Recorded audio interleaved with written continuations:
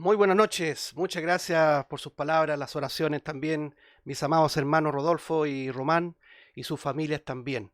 Le damos gracias al Señor por estar nuevamente conectados y poder llevar hasta sus casas esta reunión habitual de los días jueves cuando estamos estudiando la epístola del apóstol Pablo a los romanos. Así que sean todos bienvenidos a esta reunión y en específico ahora a abrir su palabra, la palabra del Señor para seguir nuestro estudio de los días jueves. Así que le invito a abrir la palabra del Señor en Romanos capítulo 12. Vamos a seguir avanzando, aunque nuestro avance es muy lento, pero es nuestra costumbre como iglesia local. Siempre hemos procurado tratar de extraer toda la información que tiene cada versículo. Que el Señor nos ayude en eso. Así que abrimos nuestra Biblia entonces en Romanos capítulo 12, versículo número 2. Todavía estamos detenidos ahí, en Romanos 12, 2, que dice así: No os conforméis a este siglo, sino transformaos por medio de la renovación de vuestro entendimiento, para que comprobéis cuál sea la buena voluntad de Dios, agradable y perfecta. Que el Señor añada su bendición a la lectura, al estudio de su palabra y también nos dé la gracia para comprenderla y atesorarla en nuestros corazones.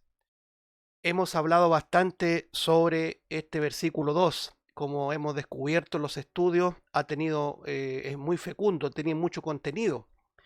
Pero ahora estamos centrados en un tema específico que es la última parte del versículo 2, que como lo hemos dicho es el propósito final de toda esta exhortación del apóstol Pablo, incluyendo el versículo 1.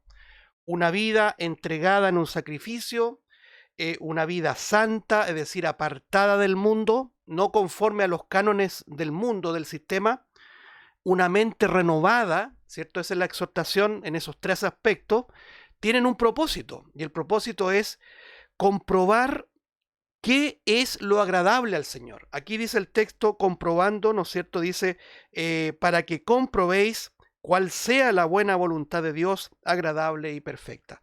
Es decir, nosotros tenemos un llamado a comprobar cada día. Esta voluntad de Dios es el agrado de Dios. Hemos definido la palabra voluntad con términos muy simples, cosa que siempre nos memoricemos. ¿A qué se refiere con voluntad de Dios? Básicamente el término original habla del deseo de Dios, lo que Dios desea, lo que Dios anhela, su voluntad predilecta, su voluntad preferida, es el deseo de Dios.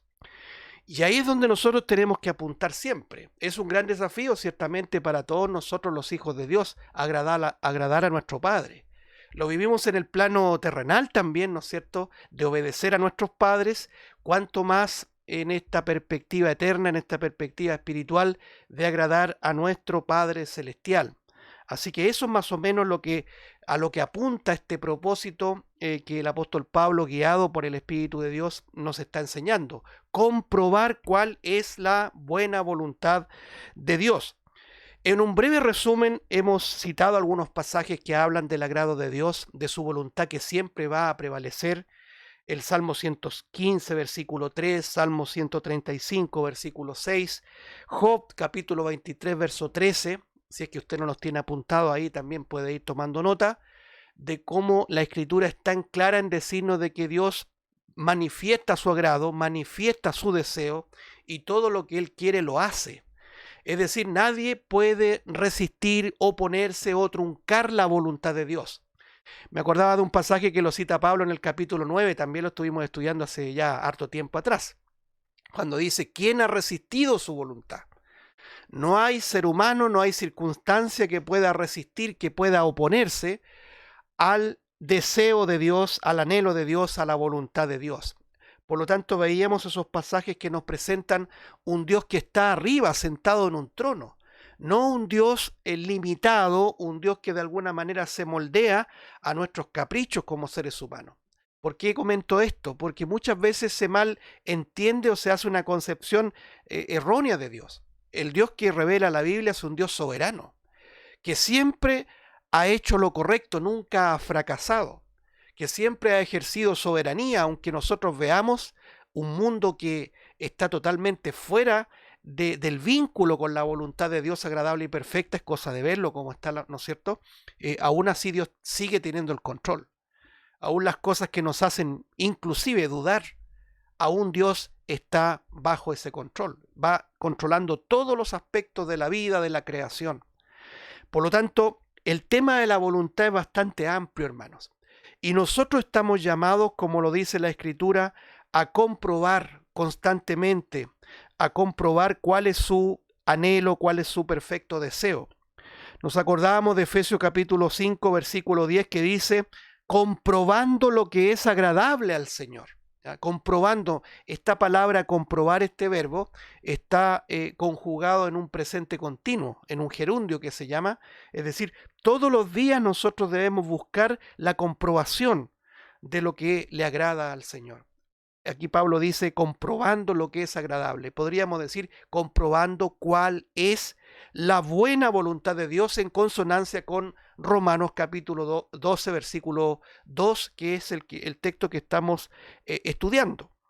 Ahora aquí mismo en Efesios capítulo 5, versículo 17 dice, por tanto no seáis insensatos, ¿cierto? Dice, sino entendidos de cuál sea la voluntad del Señor.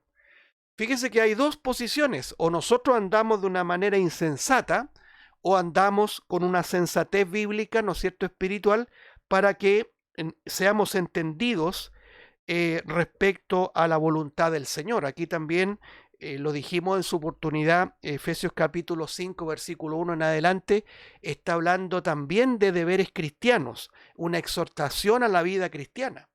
Y en medio de esa exhortación aparece el mismo tema que Pablo le indicaba a los romanos, es decir, primero comprobando lo que es agradable al Señor y también que nosotros seamos entendidos de cuál sea la buena voluntad de Dios, la voluntad del Señor.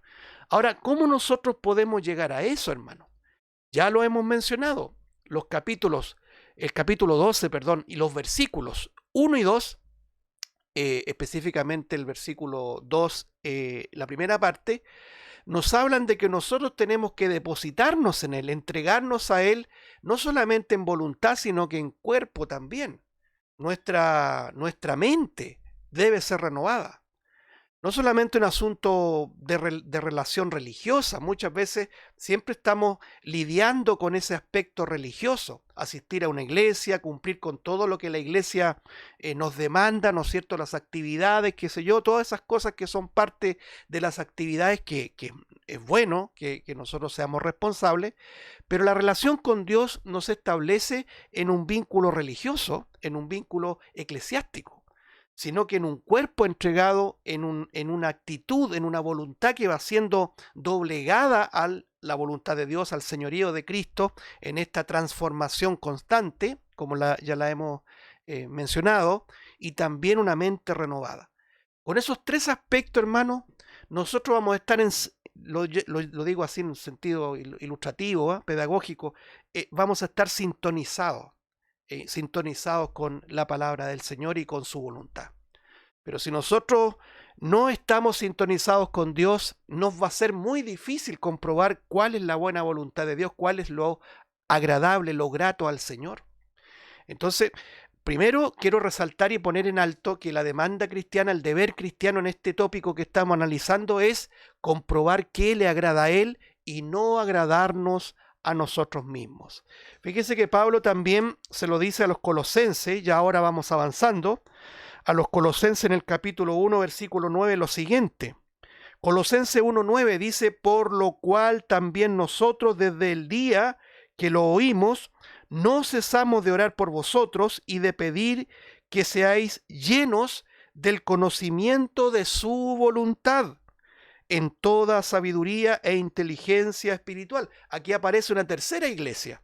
Fíjense que nuestro estudio es la epístola de Pablo a los romanos. Como referencia citamos la epístola de Pablo a los efesios.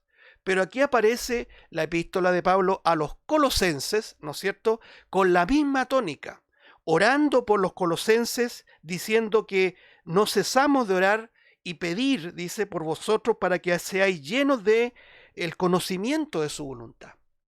Hermanos amados, no tiene ningún sentido que nos reunamos para hacer cuanto nuestra imaginación nos dicte o cuanto nuestro propio agrado nos dicte. Por eso que aquí abrimos un capítulo que nos va a dar la introducción a lo que ya he venido anunciando, que es muy importante: comprobar su voluntad directa o directiva de Dios, que es agradable y perfecta, que siempre trae gloria a Dios.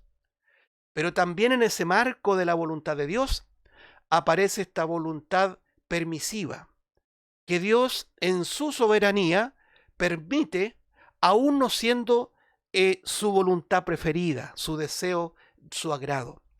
Eh, Tiene relación con lo que somos nosotros, con la desobediencia nuestra. Por eso que es muy importante, antes de meternos en esos dos puntos, que la Biblia nos habla con ejemplos muy claros, entender nuestra naturaleza, entender nuestra voluntad natural.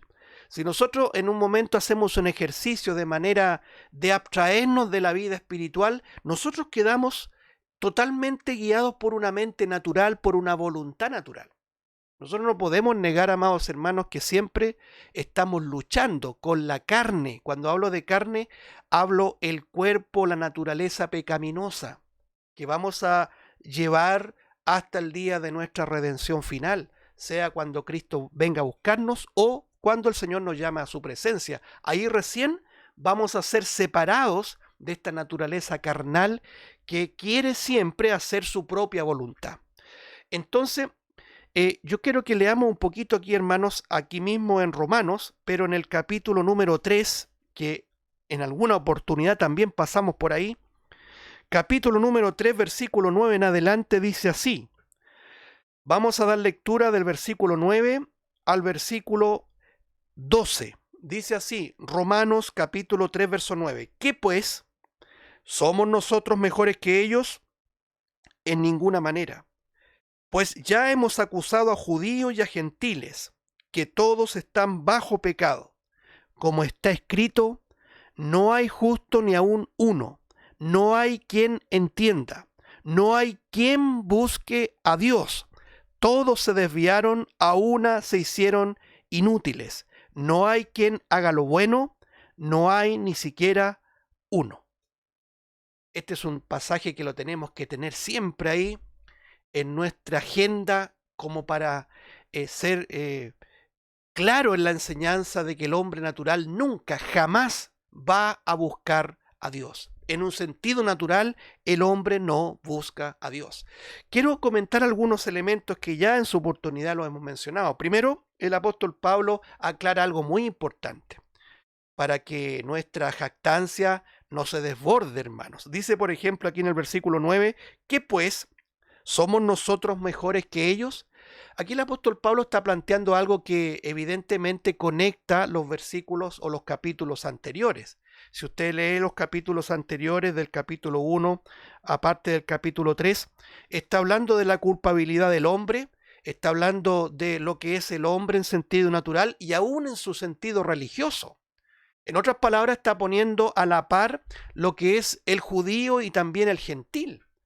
Uno que se jacta en su religión y el otro que no tiene religión. Es como decimos en términos muy, muy populares, vive sin Dios ni ley. El hombre natural que no quiere tener ningún concepto de espiritual ni religioso. Entonces presenta con claridad que ni tanto el gentil, con su actitud, ni el religioso puede agradar a Dios. Porque uno es desobediente y es condenado por su propia rebeldía de no querer saber nada con Dios, y el otro es condenado por su propia inconsecuencia, que a pesar de ser religioso, transgrede, ¿no es cierto?, su propia ley que le lleva a tener esa religión.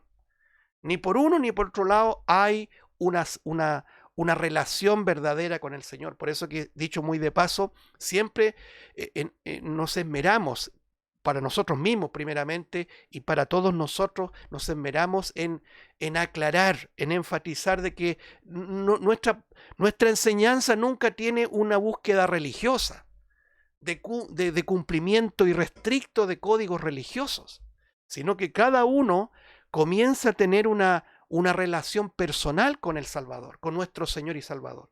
Y en la medida que vamos obteniendo esa relación personal, el Espíritu Santo va haciendo una obra de santificación espontánea y natural. Porque si no nos transformaríamos en religiosos. ¿Cuántas religiones hay? ¿Cuántas personas ahora mismo, individuos que están luchando por ser santos para Dios con una fuerza humana? y en esa fuerza humana se ven fracasados. Y cuando logran algunos aspectos ahí, se jactan de que son mejores que los demás. De modo que la religión de una u otra manera siempre le roba la gloria a Dios. Entonces Pablo presenta tanto a los gentiles como a los judíos como fracasados, por decir así. No hay victoria espiritual, ¿no es cierto? No hay una búsqueda legítima en esos aspectos, ¿no es cierto? Ni con el ámbito gentil, los que no tienen ninguna relación con la religión, ni tampoco los religiosos específicamente en el texto, los judíos. Entonces, ese grupo, a ese grupo el apóstol Pablo lo llama a ellos y dice aquí, somos nosotros ahora, dice, mejores que ellos. Este nosotros que aparece aquí en el versículo 9 de Romanos 3 es la iglesia.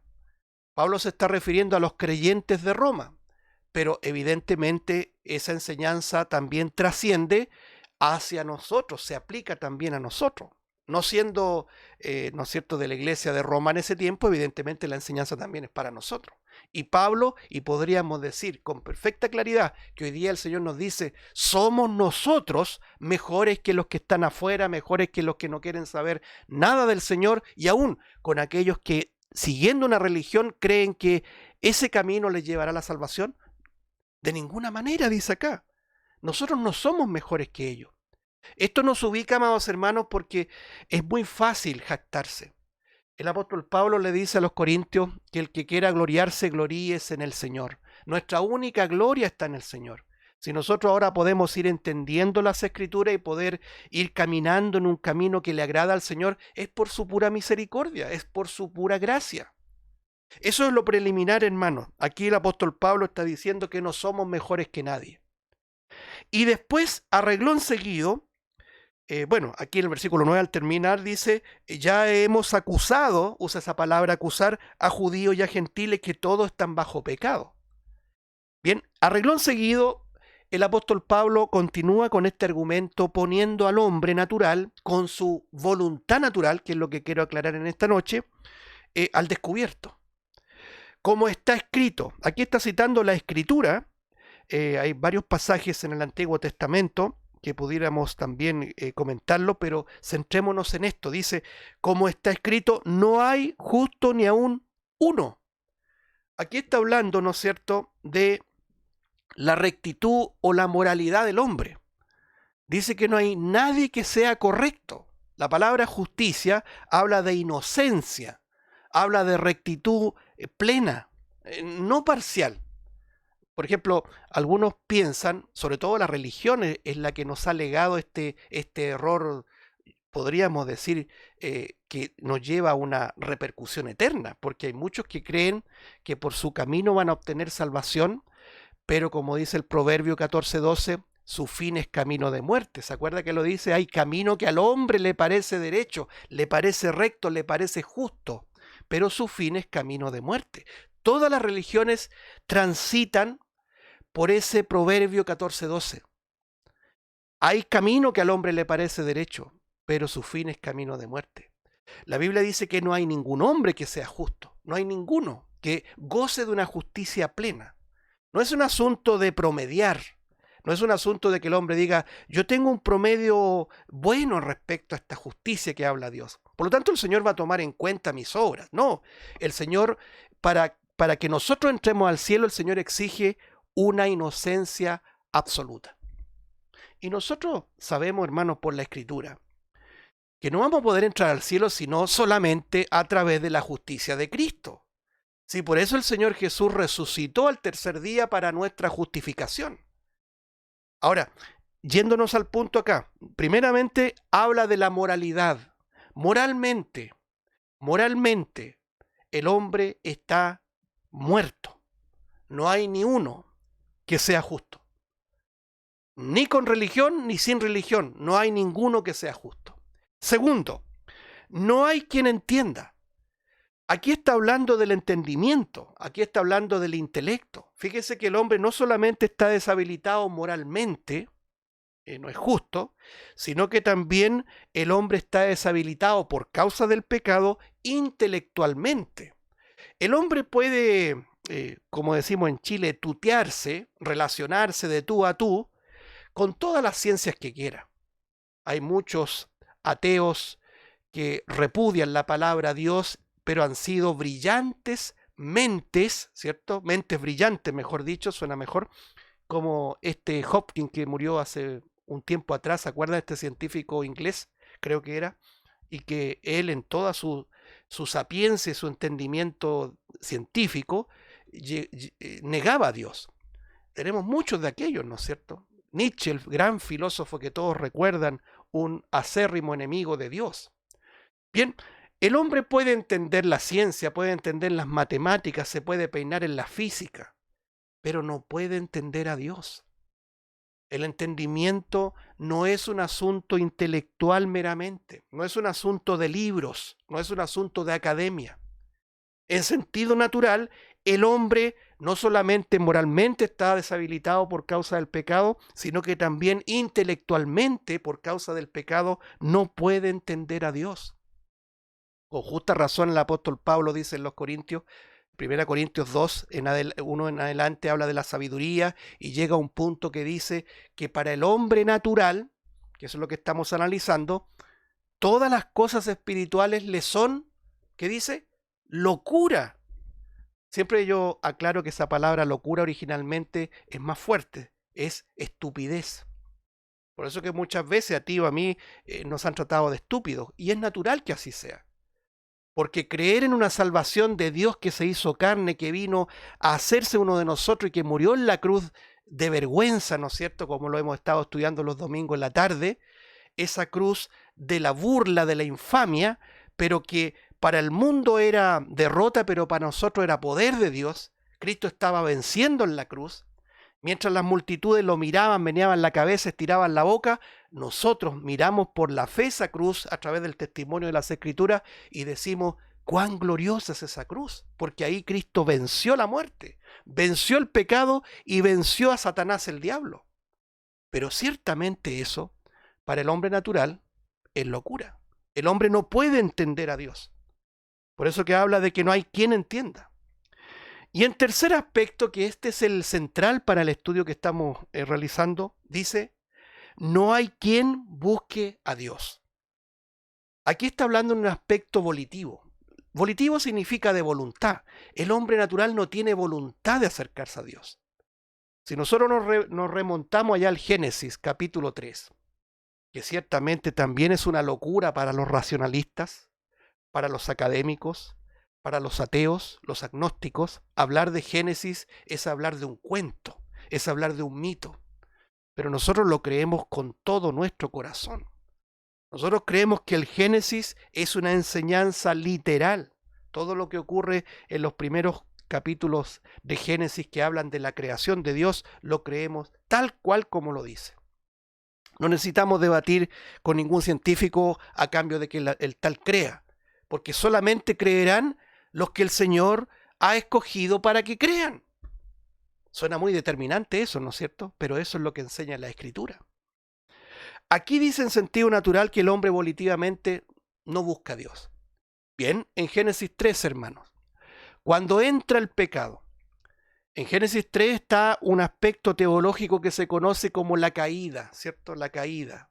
En términos simples significa es cuando el hombre, cuando decimos hombre, decimos el género, ¿no es cierto? La raza humana, cae en pecado. Antes del capítulo 3, el hombre tenía comunión con Dios. Después del capítulo 3, se rompe la comunión con Dios por causa del pecado. ¿Qué quiero señalar del capítulo 3 de Génesis? Solamente como un complemento a lo que estamos analizando aquí en Romanos 3:11. ¿Ya? Romanos 3:11. Que cuando el hombre peca, ¿qué es lo que hace su voluntad? La voluntad del hombre pecador no es buscar a Dios. La voluntad del hombre pecador, podríamos decir, la voluntad natural del hombre pecador, no es arreglar las cuentas con Dios, sino que escapar de su presencia. Nosotros lo vemos ahí, vamos a leerlo brevemente, hermano, en el capítulo 3, versículo 7, dice así, entonces fueron abiertos los ojos de ambos, ese entonces se refiere a cuando pecaron, cuando desobedecieron a Dios, y conocieron que estaban desnudos, entonces cosieron hojas de higuera y hicieron delantales y oyeron la voz de Jehová Dios que se paseaba en el huerto al aire del día, y el hombre y su mujer se escondieron de la presencia de Jehová Dios entre los árboles del huerto. Bien, ¿qué hizo el hombre pecador? Huyó de la presencia del Señor. Y es tan necia esa actitud, hermanos, que tenemos todo, porque todos llevamos a cuesta una naturaleza adámica, como se conoce, es decir, nuestra antigua naturaleza. Gracias al Señor que los que somos creyentes ahora, Él nos ha dado una nueva naturaleza, pero todavía compartimos esta naturaleza pecaminosa que siempre quiere rebelarse en contra de Dios. Entonces, nuestros primeros padres nos enseñan cuál era la voluntad natural del hombre pecador: huir de la presencia de Dios. Y es tan necio eso porque la propia Escritura dice: ¿a dónde huiré de tu presencia? Imagínense ustedes, Dios es omnisciente. ¿Dónde me voy a esconder de él? Aunque me entierre en la tierra, el salmista dice, aunque suba al cielo o me entierre ahí en las profundidades de la tierra, ahí estás tú. Él conoce todas las cosas. Aunque nos hagamos un búnker ahí y oculto, ahí está Dios. Él es omnipresente, Él es omnisciente. Es decir, está presente en todas partes y lo sabe todo. Por lo tanto, la voluntad natural no es buscar a Dios. ¿Por qué nosotros ahora buscamos a Dios? ¿Por qué ahora buscamos su palabra?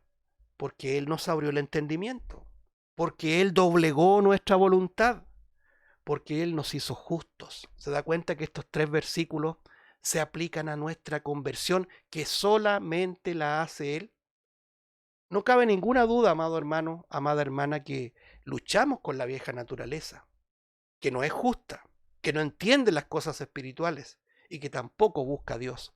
Por eso que te cuesta obedecer en cuanto a leer la Biblia, muchas veces a congregarte. Cuando tú, por ejemplo, estés analizándote, es muy bueno analizarse a través de la Escritura, es decir, como lo hemos dicho los domingos en la mañana, concebir la palabra de Dios como un espejo. A ver, yo quiero mirarme a través de las Escrituras. Es un ejercicio práctico y muy útil. Y tú vas descubriendo que no quieres orar, no quieres leer, muchas veces no vas a la iglesia. Bueno, cuando estábamos reuniéndonos en el local de reunión, ahora estamos en un tiempo, en una transición en esto, ¿cierto? Esto es temporal, ya pronto nos reencontraremos, no sé cuándo allá en el local de reunión, pero cuando tú rehusabas congregarte con tus hermanos, tienes que reconocer que ibas transitando, te ibas doblegando a la voluntad natural. Esa voluntad que no tiene cánones de justicia, esa voluntad cuya mente no entiende las cosas espirituales y esa voluntad que no busca a Dios. El texto señala más adelante en el versículo 12, Romanos 3:12, todos se desviaron, a una se hicieron inútiles, y resalta nuevamente esto: no hay quien haga lo bueno, no hay ni siquiera uno. Volitivo, voluntad natural no agrada a Dios. Me acuerdo cuando este joven rico, cuando fue delante del Señor, dice la Escritura, cada detalle es importante, dice que inclinó su rodilla. Es una expresión natural de solemnidad, de respeto, de reverencia, pero el Señor ve más allá de las actitudes. Por eso que yo insisto, hermano, hay muchas iglesias que tienen su ritual y no quiero que se presente o se interprete como una crítica. Pero a veces para muchas iglesias es más importante el que parémonos, sentémonos, arrodillémonos, parémonos, y toda la liturgia está en base a actitudes. Pero Dios mira más allá de las actitudes. Dios mira la intención de nuestro corazón. Y eso fue lo que ocurrió con el joven rico. Le dijo el joven rico al Señor Jesucristo: Maestro bueno. Y el Señor, porque el Señor, con todo el amor que Él manifiesta, nunca ha sido condescendiente con el error. Él nunca cayó para congraciarse con los oyentes, sino que Él decía la verdad con una gracia increíble, ¿no es cierto? Con una gracia divina, y le dice: ¿por qué me llamas bueno? Hay uno solo bueno, hay un solo bueno, Dios, citándole el Salmo. Entonces, me acordaba porque es lo mismo, en la misma línea que el Espíritu Santo le hace escribir a Pablo acá, no hay nadie bueno, solamente Dios. Evidentemente nuestro Señor Jesucristo era Dios, siempre ha sido Dios, pero quería dejar una gran lección ante los oyentes, ante este propio joven rico, de que no hay hombre que pueda jactarse en su bondad. Él venía con una actitud religiosa, pero todos sabemos el desenlace. El Señor le dijo, bueno, si tú guardas los mandamientos, vende todo lo que tienes, porque era muy rico, muy adinerado, y entonces sígueme. Y ahí entrarás en el reino de Dios, porque esa fue la pregunta del joven. ¿Y qué hizo voluntariamente este joven rico? ¿Cuál fue la voluntad que gobernó a este joven? No fue la voluntad de Dios, fue la voluntad natural. Se entristeció porque tenía muchas posesiones y se fue triste. Y de ahí que los discípulos le preguntan sobre los ricos si van a entrar en el reino de los cielos, ¿se acuerda? Y el Señor le dice, es más fácil que entre un camello por el ojo de una aguja que un rico entre en el reino de los cielos. Y ya hemos comentado a lo que se refiere a aquello. Lo que quiero resaltar acá, hermano, en este primer pasaje, es que la voluntad natural nunca ha sido agradar a Dios. He aquí la disyuntiva y también, voy a decirlo así, el desafío de cada uno como cristiano.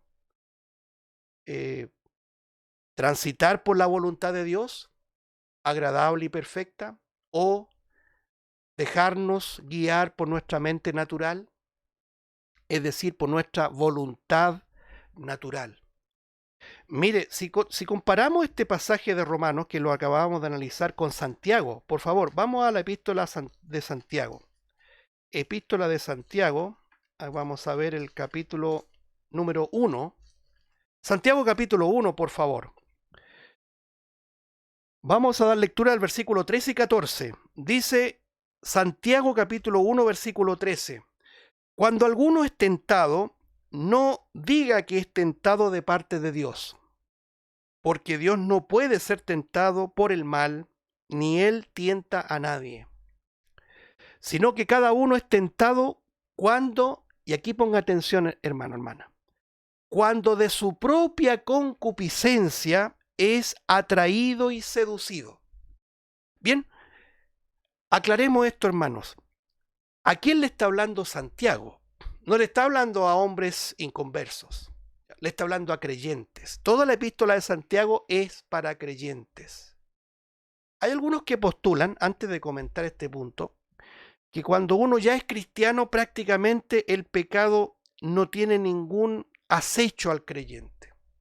Por lo tanto, vive en una plena santidad, nunca peca. Algunos osadamente llegan a decir que si pecamos, perdemos la salvación. Bueno, si es así, yo le digo en primera persona, yo estaría ya condenado, hermanos. Esa es la verdad. Y lo decía en una reunión anterior. Cuando oramos en privado con el Señor, ahí sale la verdadera identidad que tenemos delante del Señor. Ahí le pedimos perdón. Si el Señor conoce todas las cosas, hermano. Nosotros podemos presumir muchas cosas frente a los demás. Y teológicamente hablando también, podemos inflarnos, ¿no es cierto? Y decir que la doctrina enseña de que el creyente cuando es ya convertido, por decirlo, el individuo convertido, ya no peca más. Yo le digo en primera persona, cómo quisiera que fuera así. Pero la Escritura también nos enseña que luchamos con el pecado. Es decir, odiamos el pecado, pero no podemos negar que el pecado está en nosotros. El apóstol Pablo enseña insistentemente, de manera clara, específica, no es una interpretación de que él luchaba con el pecado. De modo que esta doctrina desmorona aquello, esto que estamos leyendo aquí en Santiago.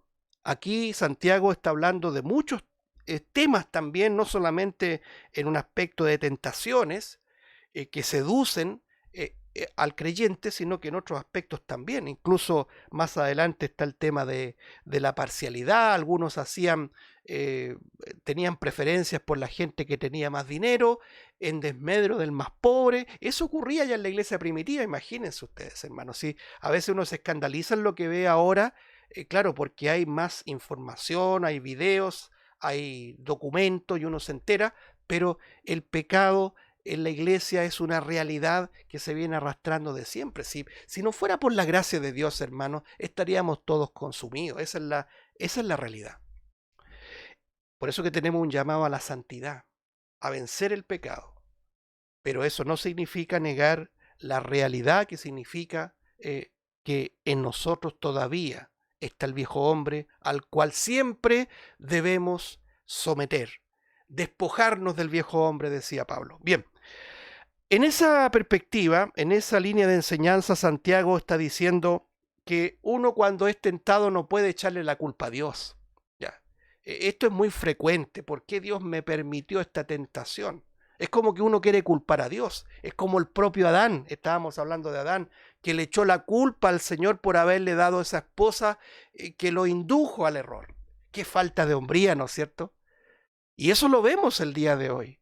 Hay muchos Adán, ya, si pudiéramos decirlo en plural, muchos que actúan como Adán, culpan a un tercero para justificarse delante de Dios. Si no fuera por mi esposa, yo estaría bien. Si no fuera por mis hijos, o por mi jefe, o por un vecino, por quien sea, por el hermano de la iglesia, tanto, yo sería o yo tendría otra relación. Como decía mi mamá, otro gallo me cantaría. ¿Se acuerda ese dicho antiguo? Siempre buscamos resquicios para justificarnos delante de Dios. Así que aquí Santiago pone los puntos sobre la I. Cuando alguien es tentado, no diga que es tentado de parte de Dios. Hay unos que le echan la culpa directamente a Dios, hay unos que le echan la culpa al diablo, ¿cierto? A lo mejor el diablo anda en el otro continente y usted le echa la culpa al diablo. Y nunca asume, usted o yo, nuestra propia responsabilidad frente al pecado. Bien, eso es lo primero. Después el versículo 14 dice, Santiago 1:14, sino que cada uno es tentado cuando de su propia, note usted, de su propia concupiscencia es atraído y seducido. Yo no tengo que culpar ni al mundo, ni a Satanás, ni a un tercero, ni menos a Dios, sino que hacerme responsable de mi pecado. Veamos lo que dice este versículo 14. Cada uno de manera individual, porque muchas veces nos podemos escudar en la masa, ¿no es cierto? Estos hermanos me arrastraron a esto. Esta familia me arrastró a esto otro. No, cada uno. Individualicemos el pecado. Por eso que Romanos capítulo 3 habla, no hay ni siquiera uno. Individualicemos el pecado. El rey David decía en el Salmo 51, contra ti, solo he pecado. ¿Se acuerda? Se apropiaba de su transgresión.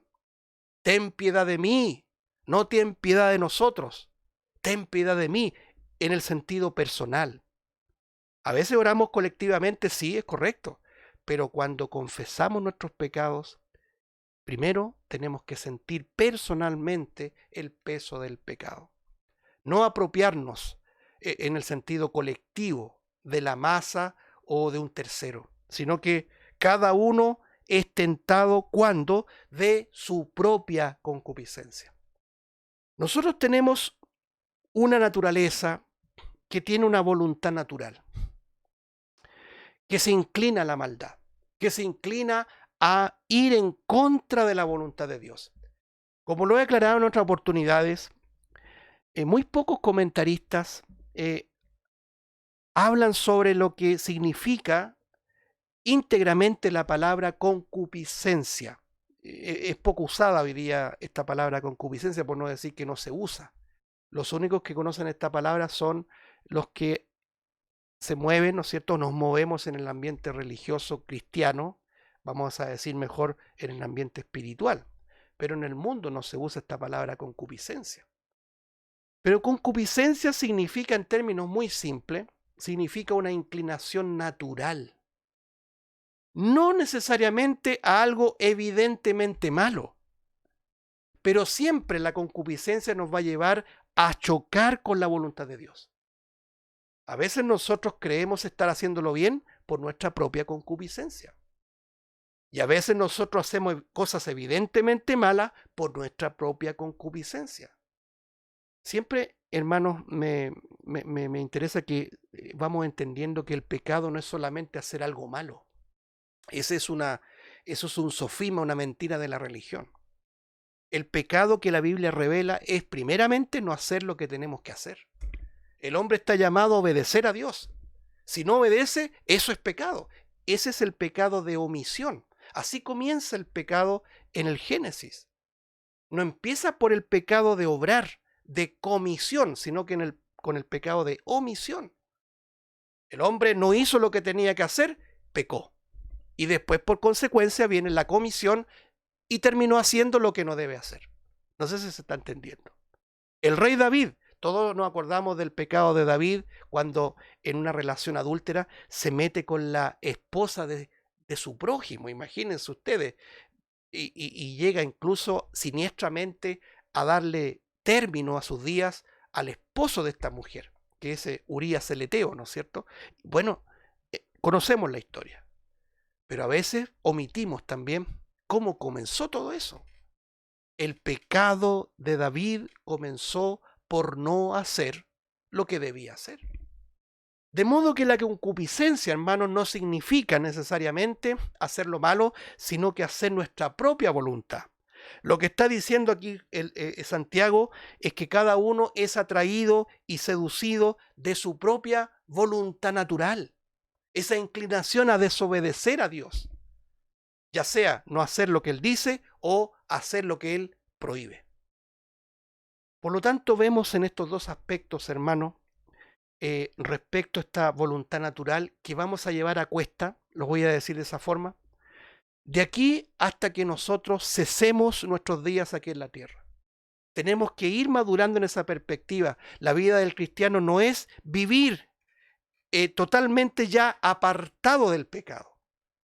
Cuando el Señor nos redima, ahí tendremos esa redención, ¿no es cierto?, de la presencia del pecado. Pero ahora debemos entender que el llamado apostólico es a buscar, a entender, a comprobar cuál es su voluntad agradable y perfecta, porque todavía nosotros portamos una voluntad natural que no quiere someterse en cuerpo, en alma, en intelecto a lo que Dios quiere. Vamos a seguir desarrollando esto si el Señor Jesús aún no ha regresado. Padre Celestial, te damos gracias por tu palabra que es como un espejo que nos refleja nuestra verdadera imagen delante de ti. Es tu santidad que nos evidencia también el pecado. Te agradecemos por este gran tema que nos ayuda a contemplar tu gran voluntad, a la cual estamos todos llamados a comprobar, a conocer, a crecer en ese entendimiento. Padre, te rogamos que nos ayudes y que tu Santo Espíritu haga una obra en cada uno de nosotros para que podamos tener esa iniciativa natural, no religiosa, sino que espontánea, de querer hacer lo que tú dices, Señor. Doblegar nuestra cerviz, transformar nuestros cuerpos continuamente, cambiar de forma, como dice tu palabra, y también con una mente renovada cada día. Te damos gracias por tu palabra y también te damos gracias porque hemos podido orar por todos nuestros hermanos, por aquellos que están viviendo situaciones críticas de su salud, por nuestro hermano Nelson, nuestra hermana Cristina, que están en una situación crítica debido al coronavirus, para que tú les permitas salir de este estado, Señor, y como hemos estado orando, poder un día reencontrarnos con un gran abrazo presencialmente.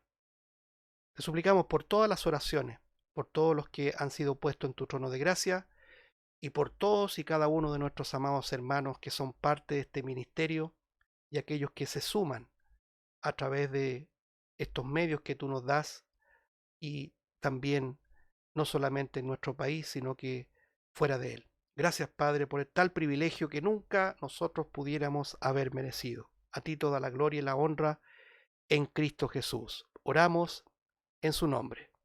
Amén.